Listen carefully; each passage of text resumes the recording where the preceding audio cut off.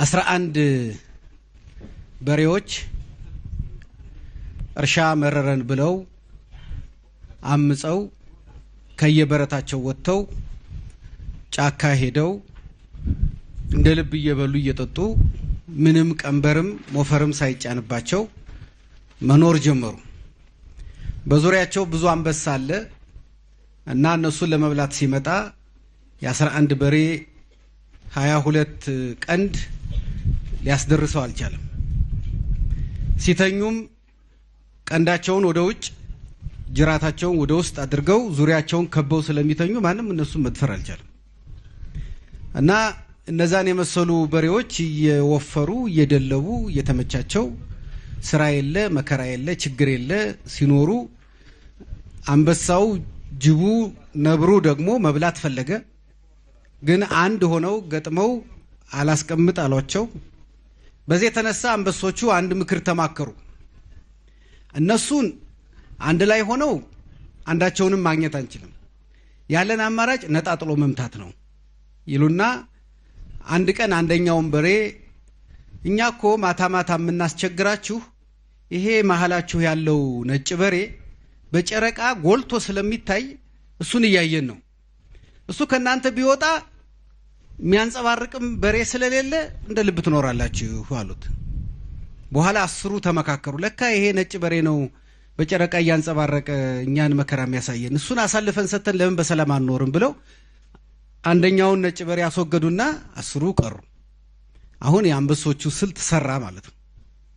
ትንሽ ቆዩና ደግሞ መጡና ለምን እንደሆነ የምናስቸግራችሁ ታውቃላችሁ? ይሄ ዳልቻው በሬ ማታ ማታ ይሸታል፣ የሱ ጠረን እየሳበን ነው እንጂ እኮ እሱ ቢወገድ እናንተ በሰላም ነበር የምትኖሩት አሏቸው። 9 ተመካከሩና ደግሞ 10ኛውን አባረሩ።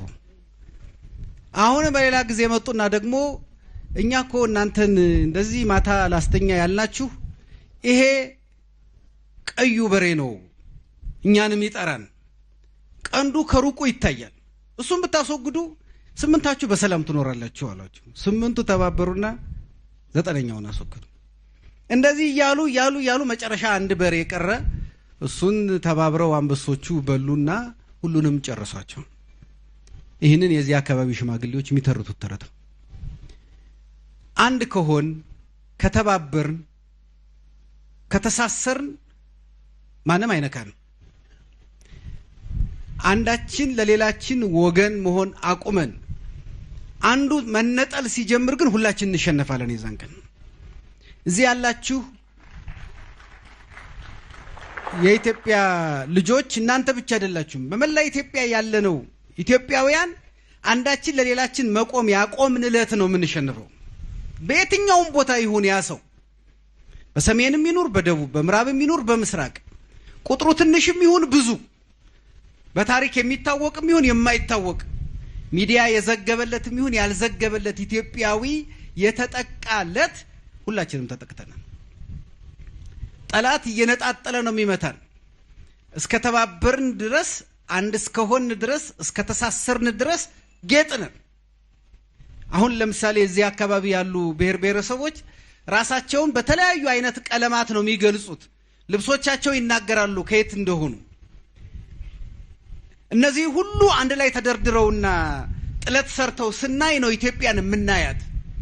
ከዛ ውስጥ ግን አንዱ ከጎደለ ኢትዮጵያ ሙሉ አትሆንም።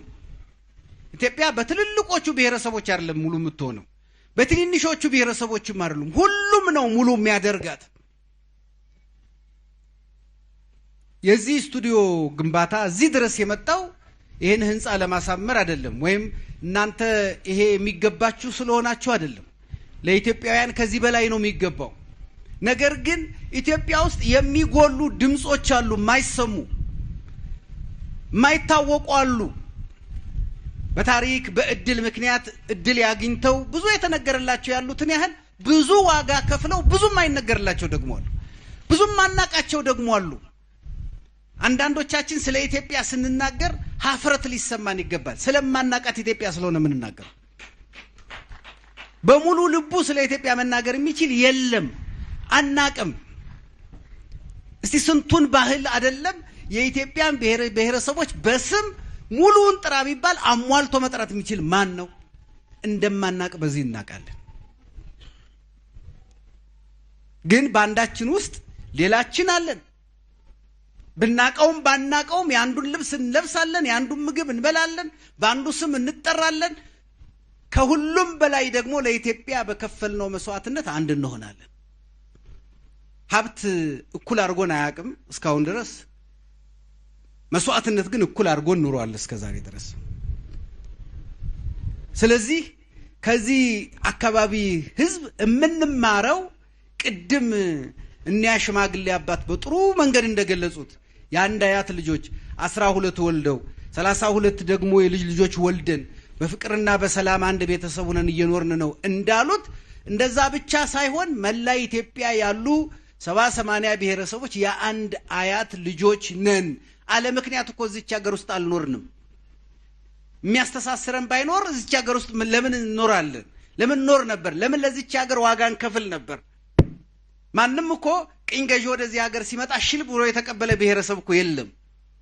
ማንም እኮ በጣሊያን ወረራ ጊዜ አዎ ጣሊያን መውረር አለበት ብሎ የተቀበለ እኮ የለም። ለምን ሁላችንም እምቢ አለ? የሆነ በደማችን ውስጥ አንድ የሚያስተሳስረን ነገር አለ፣ አንድ የሚያደርገን ነገር አለ።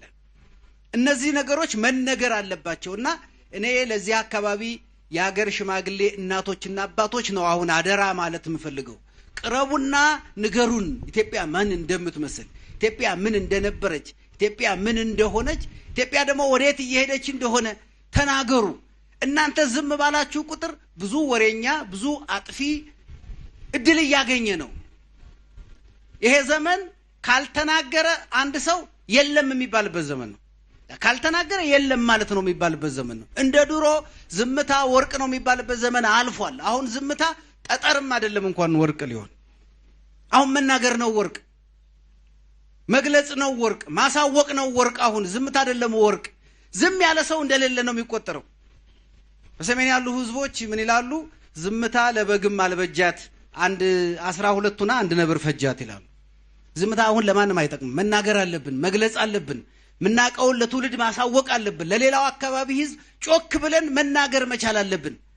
ለዚህ ነው ይሄ ስቱዲዮ የሚጠቅመው ከምንም ነገር በላይና የሀገር ሽማግሌዎች፣ እናቶች፣ አባቶች፣ የሃይማኖት መሪዎች፣ ወጣቶች፣ ሴቶች ኢትዮጵያ ምን እንደነበረች፣ ለኢትዮጵያ ምን ዋጋ እንደተከፈለ፣ ኢትዮጵያ ምን እንደሚያስፈልጋት፣ ኢትዮጵያ ሌሎች ማናቃቸው በጣም ብዙዎች ጭምር እንደሆኑ በሚያሳውቅ ሁኔታ እንድትናገሩ ነው እኔ አደራ የምለው። ይሄንን ካልተጠቀማችሁበት ቅድም ዶክተር ቢቂላ እንዳለው ህንጻ ነው፣ ስቱዲዮ ነው፣ ማይክ ነው፣ ካሜራ ነው አይናገርም። እሱ እናንተ ናችሁ በካሜራው ውስጥ እንድትገቡ የምንፈልገው እናንተን ነው።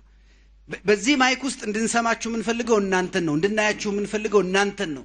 እናንተ ዝም ባላችሁ ቁጥር ግን ስለ እናንተ የማያውቁት ብዙ ሰዎች እየተናገሩ የማይሆን ነገር እየሰማን ነው። ትውልዱ እየታታለለ ያለው ሳይሰማ ቀርቶ አይደለም፣ የማይሆን ነገር ስለሚሰማ ነው፣ የማይሆን ነገር ስለሚያይ ነው።